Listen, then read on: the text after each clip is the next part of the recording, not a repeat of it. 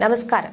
Hamas നേതാക്കളെ വധിക്കാൻ ഖത്തറിൽ ഇസ്രായേൽ നടത്തിയ ആക്രമണത്തിന് തൊട്ടു പിന്നാലെ ഇസ്രായേൽ പ്രധാനമന്ത്രി ബെഞ്ചമിൻ നെതന്യാഹുവിനെ പച്ചത്തെറി വിളിച്ച് US പ്രസിഡന്റ് ഡൊണാൾഡ് ട്രംപ്.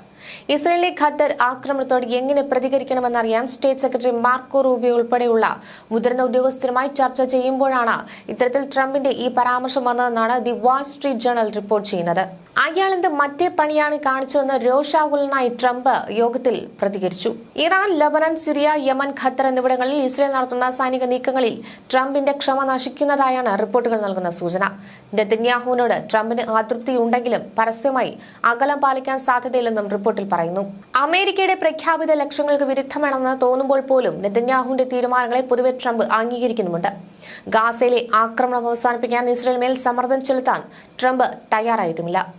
ഇസ്രായേലിലെ നയങ്ങളെ വിമർശിക്കാൻ ട്രംപ് ഇത്തരമൊരു മോശം വാക്കുപയോഗിക്കുന്നത് ഇത് രണ്ടാം തവണയാണ്. ഇറാന്റെ ആണവ പദ്ധതി തകർക്കാൻ ഇസ്രായേൽ നടത്തിയ ആക്രമണത്തിന് ശേഷം ജൂണിൽ ഇസ്രായേലും ഇറാനും തമ്മിൽ വെടിനിർത്തലിന് US മധ്യസ്ഥത വഹിച്ചിരുന്നു. അതിനുശേഷം ട്രംപ് മാധ്യമപ്രവർത്തകരോട് പറഞ്ഞത് ഇരു രാജ്യങ്ങളും വളരെ കാലമായി കഠിനമായി പോരാടുകയാണ്, അവർ എന്ത് പണിയാണ് ചെയ്യുന്നതെന്ന് അവർക്ക് തന്നെ അറിയില്ല എന്നായിരുന്നു.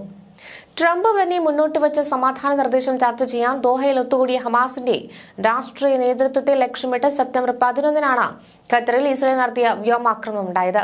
ഇത് US ബുദ്ധിമുട്ട് ഉണ്ടാക്കുന്നതായിരുന്നു. ഖത്തർ അമേരിക്കയുടെ സഖ്യകക്ഷിയായതിനാലും മിഡിൽ ഈസ്റ്റിലെ ഏറ്റവും വലിയ US സൈനിക താവളം അവിടെ ആയതിനാലും ആക്രമണം വലിയൊരു ആശങ്കയ്ക്കാണ് ഇടവച്ചത്.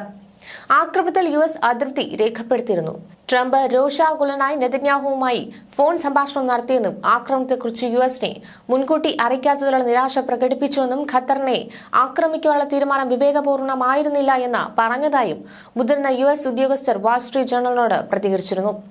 എന്നാൽ ആക്രമണത്തിന് മുൻപ് ട്രംപുമായി നെതന്യാഹു സംസാരിച്ചിരുന്നതായും വ്യോമാക്രമണത്തെക്കുറിച്ച് US അറിയാമായിരുന്നുവെന്നും ആക്സിയോസ് റിപ്പോർട്ട് ചെയ്തു.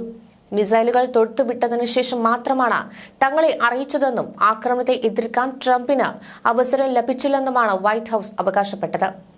ആക്രമണത്തിന് പിന്നാലെ ട്രംപും ഉന്നത US ഉദ്യോഗസ്ഥരും ഖത്തർ പ്രധാനമന്ത്രിയുമായി കൂടിക്കാഴ്ച നടത്തി.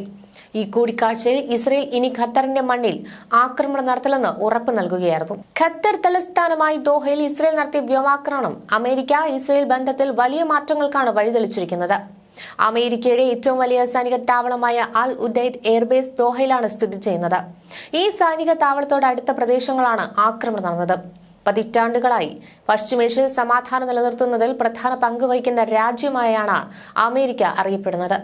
അതേ അമേരിക്കയുടെ അടുത്ത സഖ്യകക്ഷിയായ ഖത്തറിനുള്ളിൽ ഇസ്രായേൽ നടത്തിയ ഈ ആക്രമണം മിഡിൽ ഈസ്റ്റിൽ അമേരിക്കൻ സ്വാധീനം കുറഞ്ഞു വരുന്നതിന്റെ സൂചനയാണ്. ഇസ്രായേൽ ആക്രമണം നടന്ന മണിക്കൂറുകൾക്കുള്ളിൽ അമേരിക്കൻ പ്രസിഡന്റ് ഡൊണാൾഡ് ട്രംപ് ഈ തീരുമാനത്തിൽ നിന്ന് അകലം പാലിച്ചു. ട്രൂത്ത് സോഷ്യലിൽ ട്രംപ് ഇങ്ങനെ കുറിച്ചു: ഈ തീരുമാനം പ്രധാനമന്ത്രി നെതന്യാഹുവിന്റേതാണ്, എന്റേതല്ല. അമേരിക്കയുടെ അടുത്ത സഖ്യകക്ഷിയായ ഖത്തറിൽ നടത്തിയ ഈ ആക്രമണം ഇസ്രായേലിനോ അമേരിക്കയ്ക്കോ ഗുണം ചെയ്യുന്നില്ല. ഒരു അമേരിക്കൻ പ്രസിഡന്റ് ഇസ്രായേലിന്റെ ഈ ഒരു നടപടിയെ പരസ്യമായി തള്ളിപ്പറയുന്നത് അപൂർവമാണ്. സ്വന്തം ഗൾഫ് സഖ്യങ്ങളെ സംരക്ഷിക്കാനുള്ള അമേരിക്കയുടെ ആഗ്രഹം ഇസ്രായേൽ തന്റെ രക്ഷാധികാരിയെ പോലും പരിഗണിക്കാതെ ഒറ്റയ്ക്ക് പ്രവർത്തിക്കാൻ തയ്യാറാകുന്നു എന്നതിന്റെ സൂചനയാണെന്ന് ട്രംപിന്റെ വാക്കുകളിൽ കാണിക്കുന്നുണ്ട്. UN പെട്ടെന്ന് തന്നെ ഈ ആക്രമണത്തിനെതിരെ പ്രതികരിച്ചു. UNന്റെ രാഷ്ട്രീയകാര്യ മേധാവി റോസ്മേരി ഡിക്കാർലോ ഈ ആക്രമണത്തെ ഭയപ്പെടുത്തുന്ന ഒരു മുന്നേറ്റമെന്നാണ് വിശേഷിപ്പിച്ചത്. ഖത്തറാണ് ആക്രമണത്തിന് ഇരയായത് എന്നതിന്റെ പ്രാധാന്യം വളരെ വലുതാണ്. അമേരിക്കൻ വ്യോമ പ്രവർത്തനങ്ങളുടെ കേന്ദ്രമായ അൽ ഉദൈദ് എയർബേസ് സ്ഥിതി ചെയ്യുന്നത് ഈ ഖത്തറിലാണ്. ഈ ആക്രമണം അമേരിക്കയുടെ സൈനിക സ്വാധീനത്തിന്റെ ഹൃദയഭാഗത്ത് നടത്തിയ ഒന്നായിരുന്നു. ഇത് അടുത്ത സഖ്യകക്ഷിയെ പോലും നിയന്ത്രിക്കാൻ അമേരിക്കയുടെ കഴിവിനെ കുറിച്ച് അറബ് പങ്കാളികൾക്കിടയിൽ സംശയങ്ങൾ ജനിപ്പിക്കുന്ന ഒരു സാഹചര്യമുണ്ടാക്കി. പതിറ്റാണ്ടുകളായുള്ള നയതന്ത്രം, അതായത് 1973 യോം കിപ്പൂർ യുദ്ധത്തിന് ശേഷം പശ്ചിമേഷ്യയിലെ സമാധാന ശ്രമങ്ങൾക്ക് നേതൃത്വം നൽകിയിരുന്നത് അമേരിക്കയായിരുന്നു. ഇതിന്റെ ഫലമായി 1979 ഇസ്രായേലും ഈജിപ്തും തമ്മിൽ സമാധാന കരാറുണ്ടാക്കി. ഇത് മേഖലയിൽ അമേരിക്കയുടെ സ്വാധീനം വർദ്ധിപ്പിക്കുവാനും കാരണമായി. 2001 സെപ്റ്റംബർ 11 വേൾഡ് ട്രേഡ് സെന്റർ ആക്രമണത്തിന് ശേഷമുള്ള യുദ്ധങ്ങളും 2011 അറബ് വസന്തവും ഈ മേഖലയിൽ പുതിയ വെല്ലുവിളികൾ സൃഷ്ടിച്ചു. ഇറാന്റെ സ്വാധീനം വർദ്ധിച്ചപ്പോൾ ഇസ്രായേലും ഗൾഫ് രാജ്യങ്ങളും ഇറാനെതിരെ ഒരു സഖ്യം രൂപീകരിക്കുവാൻ ശ്രമിച്ചു. 2020 അബ്രാം ഉടമ്പടി ഇതിന്റെ ഭാഗമായിട്ടാണ്. ഗാസ യുദ്ധത്തിന്റെ രാഷ്ട്രീയ പ്രത്യാഘാതങ്ങൾ ഉണ്ടായിട്ടും ഇസ്രായേൽ ഈ മേഖലയിൽ സൈനികമായി കൂടുതൽ ശക്തിപ്പെട്ടു. ലബനനിലെ ഹിസ്ബുള്ള നേതാക്കളെ ഇല്ലാതാക്കിയും സിറിയയിലും ഇറാനിലും ആക്രമണങ്ങൾ നടത്തിയും ഇസ്രായേൽ തന്റെ സൈനിക ശേഷി തെളിയിക്കുകയാണ് ഉണ്ടായത്. ഇസ്രയേലിന്റെ ഈ സൈനിക മുന്നേറ്റം മേഖലയിലെ മറ്റു രാജ്യങ്ങളെ ആശങ്കയിലാഴ്ത്തുകയാണ്. ഇസ്രയേൽ തന്റെ സ്വാധീനം വർദ്ധിപ്പിക്കുവാൻ ശ്രമിക്കുന്നതായി തുർക്കി പ്രസിഡന്റ് റജബ് തൊയ്ബ് എർദോഗാൻ തുറന്നു പറഞ്ഞു. ഗൾഫ് രാജ്യങ്ങളുടെയും തുർക്കിയുടെയും ഒക്കെ പ്രതികരണം പുറത്തുവന്നതാണ്. ഇസ്രയേലിന്റെ വർദ്ധിച്ചു വരുന്ന ശക്തി ഗൾഫ് രാജ്യങ്ങൾക്ക് ഒരു വെല്ലുവിളിയായി മാറുകയാണ്. വെസ്റ്റ് ബാങ്ക് പിടിച്ചെടുക്കുവാനുള്ള ഇസ്രയേലിലെ ശ്രമങ്ങൾ ജോർദാനെ അസ്ഥിരമാക്കുമോ എന്നാണ് സൗദി അറേബ്യ ഭയപ്പെടുന്നത്. ഈ സാഹചര്യത്തിൽ സൗദി അറേബ്യ പാകിസ്ഥാനുമായി പ്രതിരോധ ഉടമ്പടിയിൽ ഒപ്പുവെച്ചു. തുർക്കിയാകട്ടെ ഖത്തറുമായി അടുക്കുകയും സിറിയയിൽ സ്വന്തം സ്വാധീനം ഉറപ്പിക്കുവാൻ ശ്രമിക്കുകയും ചെയ്യുന്നു. അതേസമയം അറബ് ലീഗും ഓർഗനൈസേഷൻ ഓഫ് ഇസ്ലാമിക് കോർപ്പറേഷനും ഇസ്രയേലിനെതിരെ നിയമ നടപടികൾ സ്വീകരിക്കുവാൻ ആഹ്വാനം ചെയ്തു. എന്നാൽ എന്നത്തെയും പോലും ഈ സാഹചര്യത്തിലും അമേരിക്ക ഇസ്രയേലിന് പിന്തുണ നൽകാൻ തീരുമാനിച്ചത് ട്രംപ് ഇസ്രയേലിനെ ഭയക്കുന്നു എന്നതിന്റെ തെളിവുകളാണ് നൽകുന്നത്. 2030 പശ്ചിമേഷ്യയിൽ 3 പ്രധാന മാറ്റങ്ങൾ ഉണ്ടാകാൻ സാധ്യതയുണ്ട് എന്നാണ് അന്താരാഷ്ട്ര മാധ്യമങ്ങൾ റിപ്പോർട്ട് ചെയ്യുന്നത്.